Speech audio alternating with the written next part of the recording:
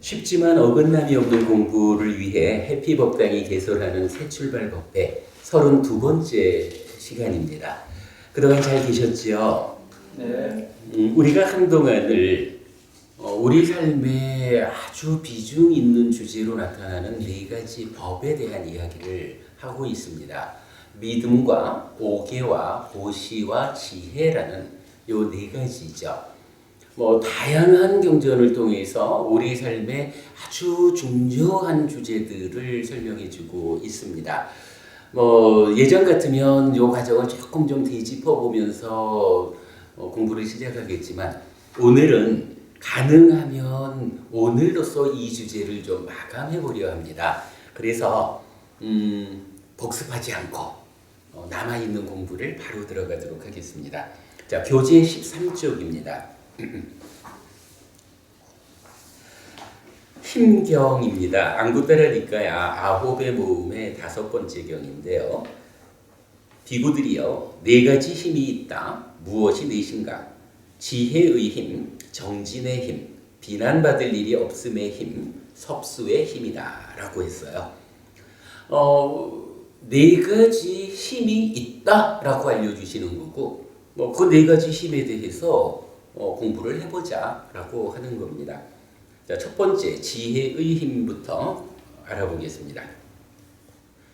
비구들이여 그러면 어떤 것이 지혜의 힘인가?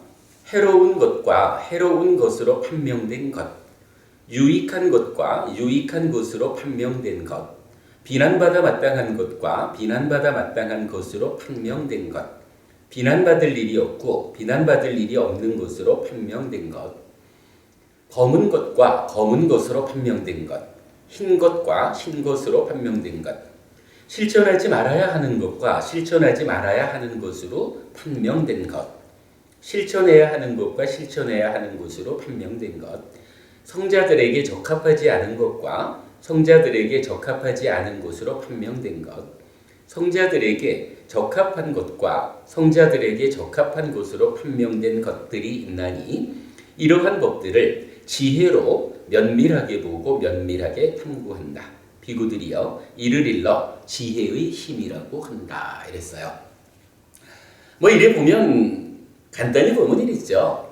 안 좋은 측면에 있는 어떤 것들하고 좋은 측면에 있는 어떤 것들하고 두 가지를 좀 여러 경우로 나누어서 말하고 있죠. 그런가 하면 사실은 여기서 우리가 좀 주목할 것은 자, 맨 처음에 해로운 것에 대해서 어떻게 나와요? 해로운 것과 해로운 것으로 판명된 것 이렇게 말하죠.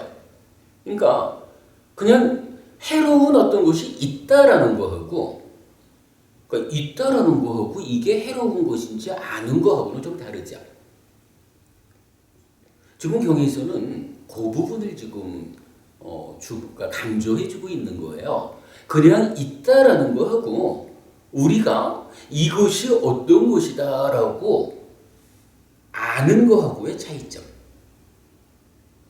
그 상태를 포함해가지고 어쨌든 여러 가지의 측면에서 안 좋은 것 그리고 안 좋은 것으로 알려진 것, 좋은 것, 좋은 것으로 알려진 것, 요것들을 어떻게 해요? 구분하는 거죠. 우리가 늘 말하는 부처님께서 처음으로 참탄받는 이유 중에 한 가지, 부처님은 옳고 그름의 판단 기준을 주셨다. 이렇게 말하는 거죠. 지금 여기서 지혜의 힘이라는 거 딱 보니 그거죠. 살아가면서 어떠한 것이 있다. 어떠한 것이 그 자체로서 알려졌다. 요걸 놓고 이것이 안 좋은 것인지 좋은 것인지 옳고 그름을 구분해내는 힘 이렇게 이해할 수 있겠죠. 그렇게 지금 지혜의 힘을 이해하는 것으로 하겠습니다. 경전에 의하면 그렇다면 이런 안 좋은 것과 좋은 것 이 두 가지를 대표하는 것이 무엇일까? 라고 알 수 있어요. 해경부부님 살다 보면 결국은 옳은 것과 그른 것 이 부분을 구분해서 우리가 알아야 될 필요성이 있죠. 예. 대표적으로 어떤 것은 옳은 것이고 어떤 것은 그른 것일까요? 그냥 제가 공부한 것으로만 얘기를 하면 네. 십선업을 짓는 것은 좋은 옳은 일이고 십악업을 짓는 것은 옳지 않은 일이다. 공부를 참 잘하셨습니다. 제가 메모하기를 예. 이런 옳고 그름의 판단하는 능력, 이것을 지혜의 힘이라고 할 때 대표적으로 옳은 것은 무엇이고 그른 것은 무엇일까? 십선업은 옳은 것이고 십악업은 그른 것이다. 분명히 경전은 이 부분을 직접적이고 강조를 해줍니다. 그래서 십악업은 이 행위에 의해서 생겨나는 결과, 과정, 그리고 생겨난 결과를 내가 현실적으로 경험할 때 과와 보라는 두 가지 모두가 괴로움이다 라고 100% 부처님이 기준으로 제시를 해요. 그런가 하면 십선업이라고 하는 것은 이 행위에 의해서 생겨나는 결과와 현실적으로 내가 그거를 겪어야 한다, 경험해야 한다라는 과와 보 모두가 행복이다 라고 알려주시거든요. 공부 참 잘하셨습니다. 옳고 그름, 박수 쳐도 좋습니다. 그래요. 지혜의 힘, 옳고 그름에 대해서 판단할 수 있는 능력이다. 그리고 그 중에 대표적인 것은 십악업은 괴로운 과와 보를 초래하기 때문에 그른 것이고, 십선업은 행복한 과와 보를 가져오기 때문에 옳은 것이다. 불교 공부의 중심에 있다. 네, 이렇게 보시면 되겠습니다. 네, 잘 보셨고요. 자, 이어서 비구들이여, 그러면 어떤 것이 정진의 힘인가? 해로운 것과 해로운 것으로 판명된 것, 비난받아 마땅한 것과 비난받아 마땅한 것으로 판명된 것, 검은 것과 검은 것으로 판명된 것, 실천하지 말아야 하는 것과 실천하지 말아야 하는 것으로 판명된 것, 성자들에게 적합하지 않은 것과 성자들에게 적합하지 않은 것으로 판명된 것들이 있나니 이러한 법들을 제거하기 위하여 열의를 일으키고 노력하고 열심히 정진하고 마음을 다잡고 애를 쓴다 이랬어요. 자, 정진의 힘이라는 것은 노력이라는 것이 어떤 효과를 낼 겁니까? 어떤 힘이 됩니까? 이 얘기잖아요. 지금 앞에서 읽어본 건 뭔가요? 지혜의 힘을 통해 가지고 옳다 그르다라는 데 대한 분명한 판단이 되었잖아요. 이제 노력의 힘 중에 절반은 무엇냐라고 하니 그르다고 판단된 이것. 한마디로 뭐죠? 제일 아래쪽에 있죠. 이러한 법들을 제거하기 위해서, 그죠? 잘못된 것들을 제거하기 위한 노력이 정진의 힘이다. 노력하는 힘이다. 이렇게 보면 되겠죠.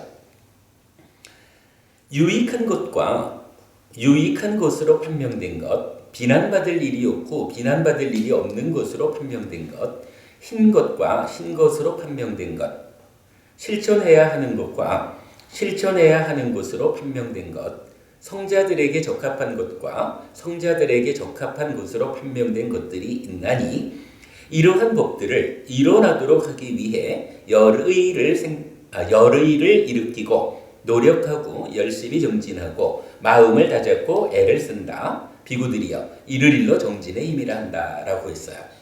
두 번째 단락은 그거죠. 지혜의 힘에 의해서 옳다고 판단된 이것은 어떻게 한다고요?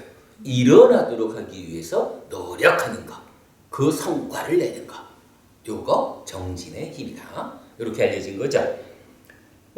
지혜의 힘과 정진의 힘 두 가지, 옳고 그름의 판단이라는 것을 전제로 하고 우리가 정말 잊지 않아야 되는 겁니다. 부처님을 찬탄하는 있는 그대로의 방법 중에 한 가지, 부처님은 옳고 그름의 판단 기준을 주셨다.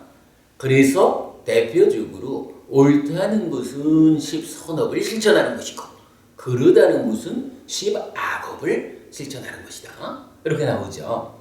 이러한 기준에 의해서 10악업은 제거, 짓지 않기 위해서 애쓰고 10선업은 일으켜 짓도록 애쓰고 이런 것을 정진의 힘이라고 말했다는 거죠. 넘어가겠습니다. 비구들이여 그러면 어떤 것이 비난받을 일이 없음의 힘인가? 비구들이여 여기 비구는 비난받을 일이 없는 몸의 업을 부족했고 비난받을 일이 없는 말의 업을 부족했고 비난받을 일이 없는 마음의 업을 부족했다. 비구들이여 이를 일러 비난받을 일이 없음의 힘이라 한다. 이랬어요. 요거 방금 우리가 말한 그대로죠. 옳고 그름이라는 두 가지 측면을 놓고 10악업이라고 하는 그런 측면에 어떤 일을 하면 그거 비난받는다는 거예요. 그런데요 10선업이라고 하는 옳고 그름의 측면에서 옳음의 측면에 있는 이러한 업을 행하면 비난받지 않는다는 거예요. 비난받지 않는다라는 것은 우리가 살아가는데 힘이 된다는 거예요. 수영 부부님, 우리가 살면서요.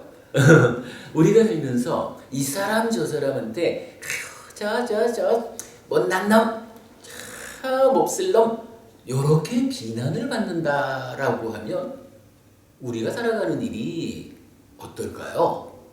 제 생각엔 좀 많이 힘들 것 같아요. 그러나 살아가는 가운데 누구도 저 사람은 괜찮아. 저 정도면 훌륭해. 그래도 내가 친구할 만해. 요렇게 누구에게서도 비난받지 않는다라고 하는 것은 우리가 살아가는 데에서 정말로 효과적으로 삶을 개선해 준다고요. 지금 여기서 뭐라고 해요? 몸과 말과 마음으로 비난받지 않는 업을 부족했다. 이렇게 말하잖아요. 달리 말하면 요게 몸과 말과 마음의 행위 좀 확장하면 10업이 되죠. 10업 가운데 비난받지 않는 업이니까 뭐예요? 요게 바로 10선업을 짓는 거예요. 딱 맞죠? 예, 이렇게 해서 비난받을 일이 없는 까지를 보았어요. 자, 그 다음에 비구들이여 그러면 어떤 것이 섭수의 힘인가? 비구들이여 네 가지 섭수하는 행위가 있나니 보시, 애어, 이행, 동사 베푸는 거, 사랑스럽게 말하는 거, 이로운 행위 그리고 함께함 요 네 가지를 말하죠. 자, 요 네 가지 보통은 우리가 사서법이라고 하는 거죠. 사서법에 대한 이야기는 그래도 앞에 전제되는 것이 있죠. 사서법은 어때요? 사무량심과 항상 짝을 이루어 나타나는 거죠. 사무량심 뭔가요? 자비희사예요. 간략하게만 보면 자라는 거 뭔가요? 다른 생명이 행복하기를 바라는 그런 마음이죠. 나로 인하여 그대가 행복하기를 하는 이런 마음 자무량심이라고요. 비 뭔가요? 다른 생명이 그 아픔이 줄어들게 이런 마음이죠. 나로 인하여 그대가 아프지 않기를 그대의 아픔이 나로 인해서 줄어들기를 요거 비심이라고 하잖아요. 그런가 하면 희라는 건 뭐예요? 함께 기뻐함이라고 말하죠. 해경 부부님이 어떤 좋은 일이 있을 때 제가 해경 부부님 좋은 일이 있군요. 축하합니다. 나도 아주 좋군요. 이렇게 해경 부부님의 좋은 일을 같이 기뻐할 수 있어야 이러한 것이 토대가 되어가지고 해경 부부님이 행복하면 좋겠다라는 자신이 생겨나는 거고 해경 부부님의 아픔이 나로 인하여 좀 줄어들면 좋겠다. 내가 어떻게 도와드려야 할까라는 비심이 생겨날 수 있잖아요. 그래서 자비라고 하는 이 두 가지 마음의 밑에는 희라고 하는 마음이 있다고요. 그리고 더 밑에 가면 이렇게 함께 기뻐하고 자비심을 일으키고자 하면 요게 이런저런 일들에 내가 흔들리지 않아야 돼요. 뭐 조금 성에 안 차는 뭐가 있으면 탁 흔들려가지고 네가 땅을 사? 아이고 내가 배가 아파서 네 땅 사기 주나 봐라 이렇게 바뀌어버릴 수가 있는 거예요.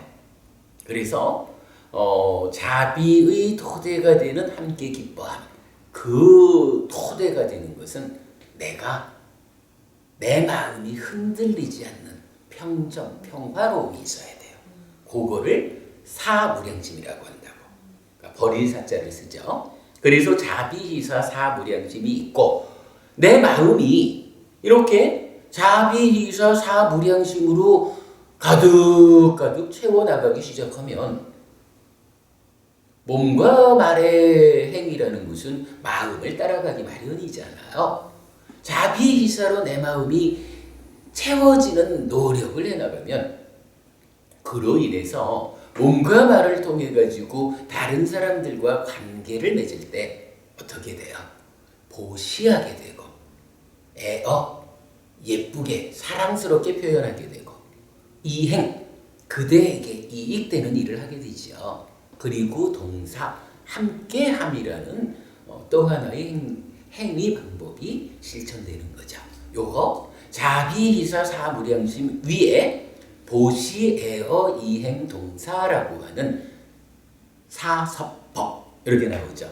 요때 섭자라고 하는 게 그 포섭하다 뭐 이렇게 쓰는 섭자예요. 그래서 따지면 사섭법이라는 거 포섭하는 법이야. 우리 그냥 하는 말로 말하면 그렇지요. 내 편 만들기. 조금 우습게 말하면 꼬시는 방법이지 뭐. 다르게 꼬시는 거는 부작용이 있잖아요. 근데요, 요거 내 마음을 자비희사 사무량심으로 채우는 가운데에 보시에어 이행동사라는 사서법으로 꼬시면 요건 부작용이 없는 거야. 100% 내 편이 되는데 부작용이 따르지 않아. 내 삶에 가장 커다란 힘이 돼. 요거죠. 자, 기본적으로 네 번째 섭수의 힘 해가지고 사섭법이 제시되었거든요. 요거 사무량심 사섭법의 측면에서 우리가 이해하기로 하겠습니다. 자, 경전을 계속 볼게요. 비구들이여 보시 가운데 으뜸은 법보시이다 이랬어요. 보시하면 제시, 법시, 무의시 세 가지가 있죠. 물질적으로 베푸는 제시, 가르침을 전해주는 법시, 그리고 오계를 적극적으로 지켜내서 나와 함께하는 그대에게 두려움을 일으키지 않는 요거 무의시 이렇게 말하죠. 이런 세 가지 보시 가운데 가장 좋은 으뜸이 되는 것은 법시, 부처님 가르침을 전달함으로써 스스로 자기의 삶을 향상할 수 있도록 이끌어주는 것. 이것이 최고의 보시다. 이렇게 말하는 거죠. 이어서 사랑스러운 말 가운데 으뜸은 듣고자 하고 귀를 기울이는 자에게 거듭거듭 법을 설하는 것이다. 이랬어요. 참 정말 새출발 법회가 오늘이 32주차예요. 중간에 우리 추석 특강까지 생각하면 33번째 법회거든요. 지겹지도 않으신가 봐요, 부부님들은. 그런데요, 만약에 누군가 아이고 그 맨날 똑같은 얘기만 반복하는 거 지겨워 이래가지고 공부하기를 거부하는 분들에게 헬피 스님이 법을 설하자 이러면 이거 사실은 좋게 들리지 않는 거예요. 근데 어부님들이 어떤 분들인가요? 33번이나 빠지지 않고 오셔가지고 어떡해요? 듣고자 귀를 기울이고 듣고자 귀를 기울여주잖아요. 그러한 분들에게 저는 어떡하나요? 거듭거듭 법을 설하잖아요. 사랑스러운 말이라는 두 번째 법에 으뜸되는 거 바로 지금 우리가 하고 있는 이러한 것이다 라고 부처님 알려주시는 거예요. 법부님들도 그렇습니다. 어디에서 누구와 함께 하더라도 듣고자 귀를 기울이는 사람들에게 이렇게 공부한 부처님 가르침을 거듭거듭 전달해 주는 것. 그것이 그를 가장 사랑하는 말이다. 이렇게 우리가 이해하시자고요. 세 번째, 이로운 행위, 도움되는 행위죠. 그 중에 으뜸은 1. 믿음이 없는 자에게 믿음을 가지도록 격려하고 믿음에 머물게 하고 확고하게 굳히도록 하며 2. 계행이 나쁜 자에게 계를 지키도록 격려하고 계에 머물게 하고 확고하게 굳히도록 하며 인색한 자에게 보시를 구족하도록 격려하고 보시에 머물게 하고 확고하게 굳히도록 하며 지혜가 없는 자에게 지혜를 구족하도록 격려하고 지혜에 머물게 하고 확고하게 굳히도록 하는 것이다 이랬어요. 근데 요 지금 읽어본 네 가지가 뭔가요? 바로 이게 우리가 그간 공부하는 커다란 주제 믿음, 오계, 보시, 지혜라고 하는 요 네 가지잖아요. 그간 공부한 바에 의하면 요 네 가지는요 누구나 원하지만 얻기 어려운 것을 얻을 수 있는 방법이기도 하죠. 이것이 미래의 이익과 행복을 위해서 준비하는 삶이기도 하죠. 사랑하는 부부가 죽을 때까지 서로 마주보면서 사랑하다가 다음 생에 또 부부가 되어서 다시 만나서 이러한 행복한 삶을 이어가는 방법이기도 하죠. 또한 은혜를 갚을 수 없는 두 분, 부모님에게 그 부모님에게 은혜를 갚는 최선의 방법이 또한 뭐였나요? 바로 이 네 가지였죠. 또한 선우, 좋은 친구가 누군가요? 바로 이 네 가지를 갖춘 사람이 좋은 친구였죠. 그러면요, 지금 우리가 누군가에게 정말로 내가 그대에게 이익되는 도움되는 일을 해주겠다라고 한다면 그 중에 으뜸은 바로 이건 뭐예요?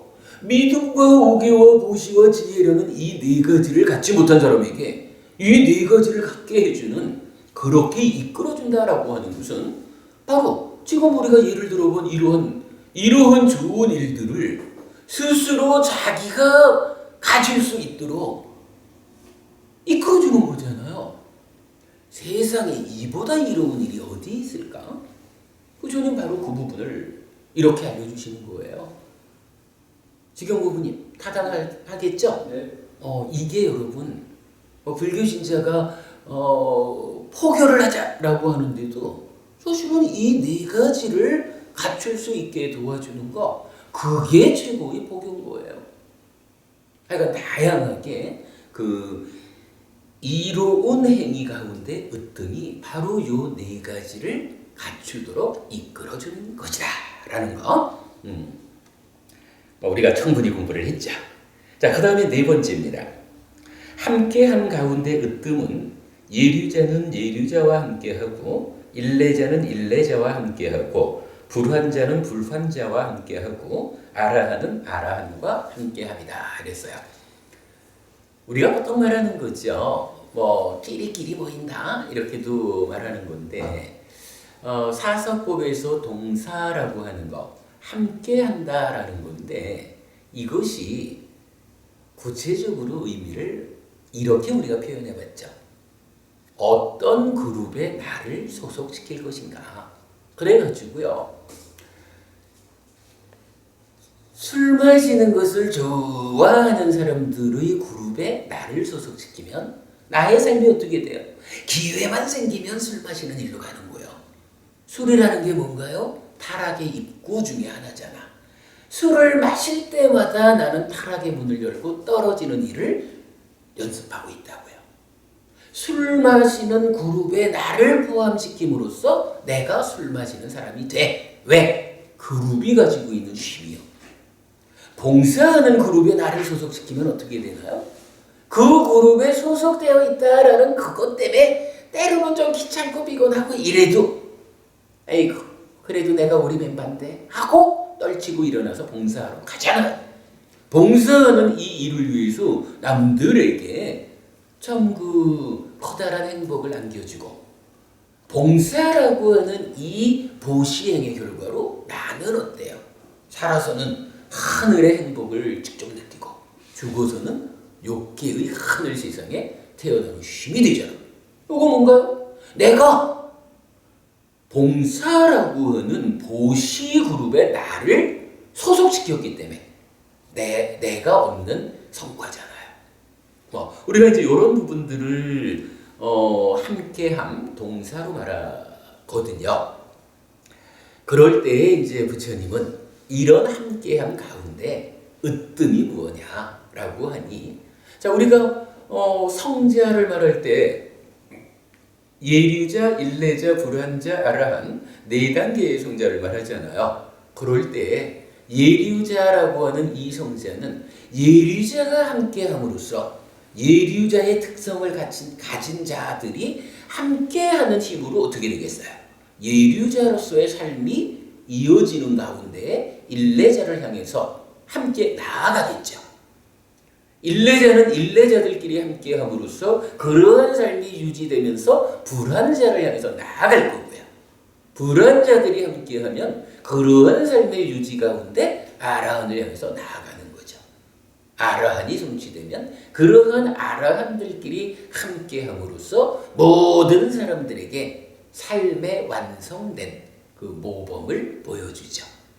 부처님은 이렇게 네 단계의, 그러니까 네 쌍의 성자들이 각각의 성자대로 함께함, 이것이 동사 함께함 가운데 으뜸이다, 이렇게 말하는 거죠. 우리가 정말로 그 사랑하는 사람이 있다면 이 사랑하는 사람에게 이러저러한 방법으로 도와주는 것도 좋은 방법이지만 경우에 따라서는 내가 이러한 좋은 그룹에 소속돼 있는데 내가 사랑하는 저 사람이 아이고 이러한 좋은 그룹에 소속하지 못했구나. 이 그룹에 소속하면 함께하는 힘으로 그의 삶이 향상할 건데 안타깝게도 그가 소속되지 못했구나. 이럴 때 어떻게 해야 될까요? 그를 이끌어서 이러한 그룹에 소속시켜주는 이러한 거 동사를 실천하는 일이다. 우리가 이렇게 보면 되겠죠. 이렇게 이제 우리가 그 동사를 말할 수가 있어요. 자, 이렇게 놓고 보면 어떤가요? 보시에요 이행 동사라는 네 가지 섭수하는 힘 가운데 으뜸되는 거 알아봤죠. 그래도 우리가 그간 공부한 힘이 있다 보니 어때요? 각각에 대해서 아주 간단하게 설명하는 것으로서 진의가 드러났죠. 예, 이게 그래도 우리 공부하는 힘입니다. 자, 경전 이어가겠습니다. 비구들이여, 이것이 네 가지 힘이다. 자, 그런데 이제 이어가지고 경은 그렇다면 이러한 네 가지 힘이 무엇 때문에 우리가 갖추어야 할까? 이 네 가지 힘을 어디다 써먹을까? 요것도 필요하겠죠. 힘을 갖추라라고만 말하면 좀 의미가 약해요. 이렇게 갖추어진 힘을 어디에 활용할까? 그 내용 읽어보겠습니다. 비구들이여, 이러한 네 가지 힘을 부족한 성스러운 지자는 5가지 두려움을 건넌다. 무엇이 5인가? 그러니까 이제 한마디로 이거죠. 이러한 네 가지 힘을 갖추면 두려움 5가지로부터 벗어난다. 5가지 두려움을 건넌다. 이랬어요. 그러니까 두려움을 극복하기 위해서 4가지 힘을 갖춰야 되겠다. 이 말씀이죠. 무엇이 5인가? 생계에 대한 두려움, 오명에 대한 두려움, 회중에 대해서 의기소침하는 두려움, 죽음에 대한 두려움, 불행한 곳에 태어나는 두려움이다. 비구들이여, 성스러운 지자는 이와 같이 숙고한다. 나는 생계에 대한 두려움 때문에 두려워하지 않는다. 무엇 때문에 내가 생계에 대한 두려움 때문에 두려워한단 말인가? 내게는 지혜의 힘, 정진의 힘, 비난받을 일이 없음의 힘, 섭수의 힘이라는 4가지 힘이 있다. 지혜가 없는 자는 생계에 대한 두려움 때문에 두려워할 것이고, 게으른 자, 즉 정진의 힘이 없는 자는 요 얘기죠. 게으른 자도 생계에 대한 두려움 때문에 두려워할 것이고, 몸으로 비난받을 업을 짓고 말로 비난받을 업을 짓고 마음으로 비난받을 업을 짓는 자도 생계에 대한 두려움 때문에 두려워할 것이고, 섭수하지 못하는 자도 생계에 대한 두려움 때문에 두려워할 것이다. 이랬어요. 무슨 얘기예요? 살아가면서 이런 네 가지 힘을 갖추지 못한 사람들은 참으로 돈을 잘 벌어가지고 생계를 유지하는 그런 일에도 이런 네 가지 힘을 갖추지 못했으니까 그게 쉽지 않다는 거죠. 그럴만하지요. 그런가 하면 그렇다는 거야. 이 애간 네 가지 힘을 갖추지 못하니까 생계를 잘 유지하기가 쉽지 않은 거예요. 그래서 어떤 일이 생기느냐? 생계에 대한 두려움이 있다 이거죠. 내가 먹고 사는 일은 잘 해결할 수 있을까? 이런 두려움 가운데 살아가야 된다라는 거예요. 그러나 이제 공부를 잘해가지고 이러한 네 가지 힘을 갖추면 어때요? 경전이 아주 명확하게 말해주죠. 무엇 때문에 내가 생계에 대한 두려움 때문에 두려워한단 말인가?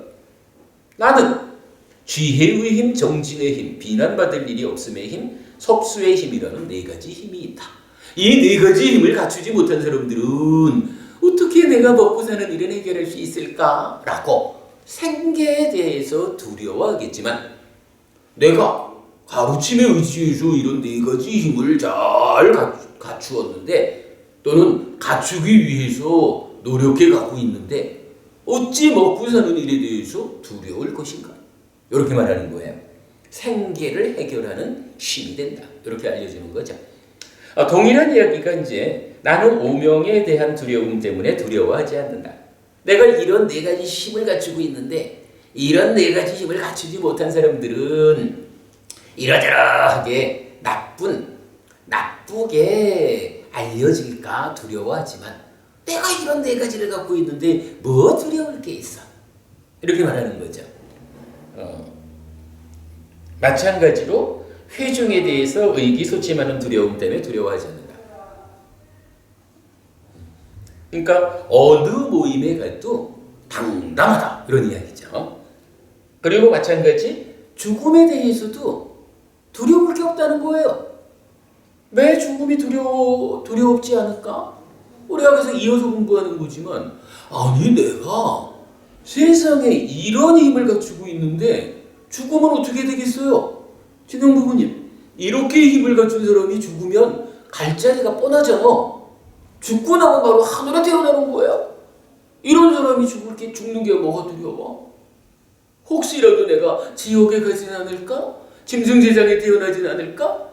아기 세상에 태어나진 않을까? 이렇게 삶에 대해서 자신이 없는 사람은 죽는 게 두려워요. 죽은 다음에 어찌 될지 모르잖아. 그러나 이렇게 내가 가르침에 의지해서 당당하게 힘을 갖추고 있는데 죽는 게 두려울 일이 뭐 있어? 바로 이 얘기죠. 죽음에 대한 두려움도 건너가는 거예요. 마찬가지 어때요? 나는 불행한 곳에 태어나는 두려움 때문에 두려워하지 않는다. 네, 설명드린 그대로죠. 그래서 어쨌든 이 네 가지 힘을 잘 갖춘 훌륭한 부처님 제자는 살아가는 가운데 이런 5가지 두려움에 떨어지지 않는다. 달리 말하면 왜 우리가 이런 4가지 힘을 갖춰야 할까요? 삶의 과정에서 이러한 두려움 5가지로부터 불편하지 않기 위해서 이런 힘을 갖춘다. 이렇게 알면 되겠죠? 아주 쓸모있는 거죠. 그래서 이제 마지막 비구들이여 4가지 힘을 부족한 성스러운 제자는 이러한 5가지 두려움을 건넌다. 그랬어요. 심경 좀 속도감 있게 내용의 요점만 좀 짚어봤는데 꼭 우리가 기억해야 할 경전이죠. 네, 오늘 중요한 공부했고요. 자, 이어서 마지막으로 마하나마경 하나를 더 보도록 하겠습니다. 한때 세존께서는 삭가에서 카필라와투의 니그로다 원림에 머무셨다. 그때 삭가 사람 마하나마가 세존께 다가갔다. 가서는 세존께 절을 올리고 한곁에 앉았다. 한곁에 앉아서 삭가 사람 마하나마는 세존께 이렇게 말씀드렸다. 세존이시여, 어떻게 제가 신자가 됩니까? 요거 무슨 얘기예요? 내가 불교 신자가 되고 싶은데요. 어떻게 제가 신자가 될 수 있습니까? 이 얘기예요. 제가 이 경전을 서둘러서라도 한번 소개해 드리려고 하는 게 사실은 요 얘기하려고 그래요. 불교 신자 되는 방법이 뭐냐고요. 이건 제대로 알아야 되겠죠. 부처님, 마하나마요. 부처님께 귀의하고 법에 귀의하고 승가에 귀의할 때 제가 신자가 된다. 딱 요거지 뭐. 불법성 삼보에 귀의해요. 그게 불교 신자다. 그래서 우리가 법회 때마다 어떻게 하나요? 3기의 5개를 법회 때마다 의식으로 하잖아요. 그죠? 부땅 사라낭 가차미, 부처님을 의지하여 나아가겠습니다. 담망 사라낭 가차미, 법을 의지하여 나아가겠습니다. 상강 사라낭 가차미, 승가에 의지하여 나아가겠습니다. 이걸 3번 반복하면서 삼보에 귀의하잖아요. 나는 불교 신자입니다. 요 얘기하는 거죠.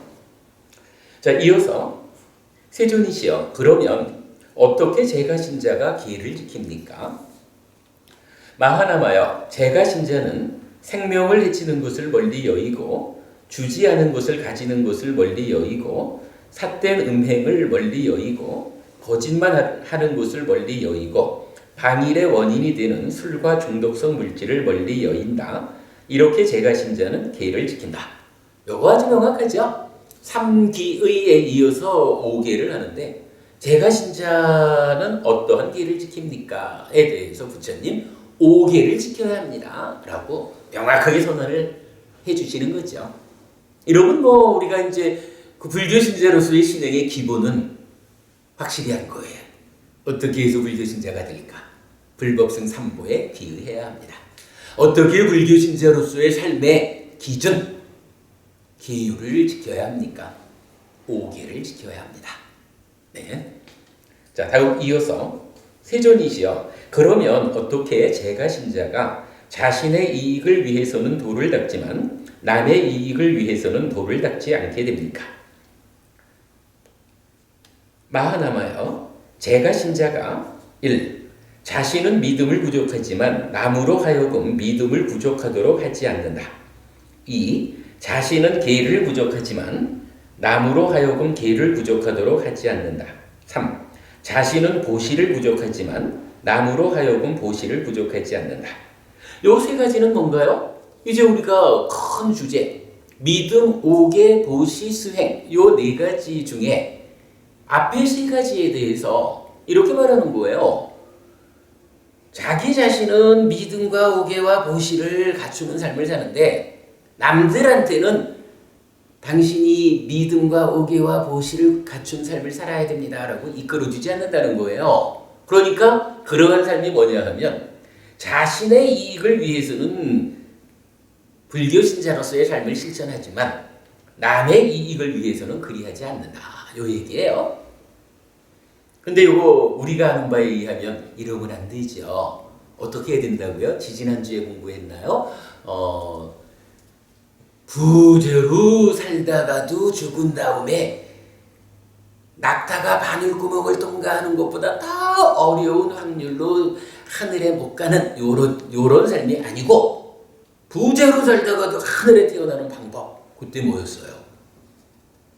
몸과 말로 하는 7가지 행위를 나도 선업을 행하고 남들에게도 선업을 행하도록 이끌고 남들이 그래서 선업을 행하면 칭찬하고 이렇게 나왔었잖아요. 그런데 지금 여기서는 나는 하는데 남은 이끌어주지 않아. 이러면 안 되겠죠. 지금 부처님 요거 올바르지 않다라고 일러주는 거예요. 그리고 이제 이어서 나오는 것은 사실은 5가지로 설명을 하고 있지만 요 이어서 나오는 5가지는 합해서 지혜라는 한 가지를 풀어놓았다. 이렇게 봐도 좋겠어요. 읽어볼게요. 4-1 자신은 비구들을 친견하고자 하지만 남으로 하여금 비구들을 친견하도록 하지 않는다. 비구를 친견하는 이유가 뭔가요? 잘 배워서 지혜를 갖추기 위해서. 요거죠. 근데 자기는 스님을 만나러 가면서 배우러 가면서 남은 이끌지 않아. 요 얘기죠. 4-2 자신은 정법을 듣고자 하지만 남으로 하여금 정법을 듣도록 하지 않는다. 마찬가지죠. 지혜로 접근하는 거. 4-3 자신은 들은 법을 바르게 잘 호지하지만 남으로 하여금 법을 호지하도록 하지 않는다. 4-4 자신은 호지한 법들의 뜻을 면밀히 조사하지만 남으로 하여금 뜻을 면밀히 조사하도록 하지 않는다.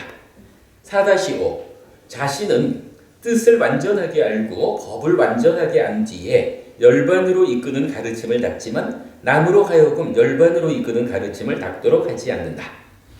뭐 정확한 표현이지요.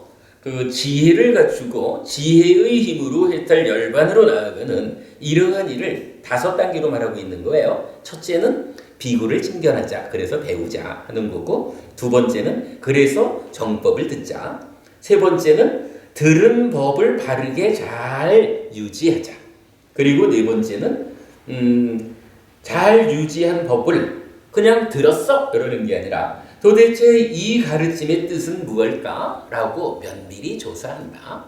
그리고 5번째로 그래가지고 그 가르침의 의미를 완전하게 알고, 이제 가르침을 완전하게 알았으니까 어떻게 해요? 나의 삶을 열반으로 향하여 향상한다. 요게 바로 지혜를 말하는 거겠죠. 요 5가지로 세분해 주셨습니다. 그것도 참고하고요.